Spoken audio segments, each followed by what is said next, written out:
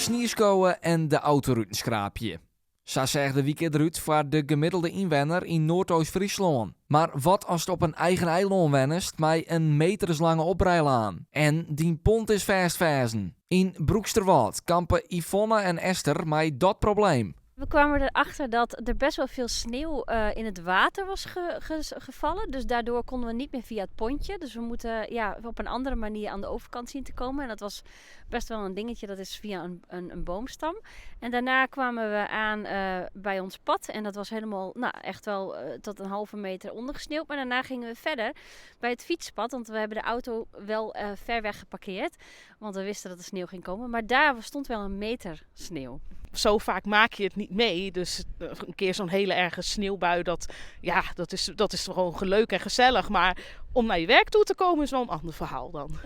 Voor de kippen hebben we ook sowieso stro in het hokje gelegd. Dat we eventueel lekker op het stro kunnen liggen.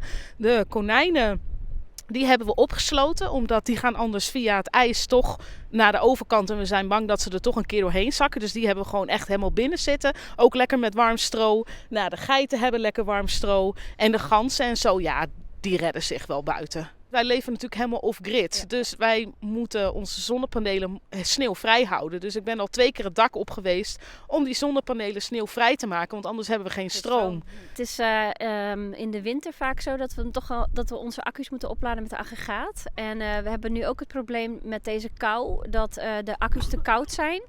Dus dat we daar ook heel erg moeten denken dat ze nog wel blijven werken. Zo zitten we met het kippenvoer bijvoorbeeld, dat is op en dat ligt nu in de auto. Dus dat is elke keer een zakje meenemen over de boomstam. Ja.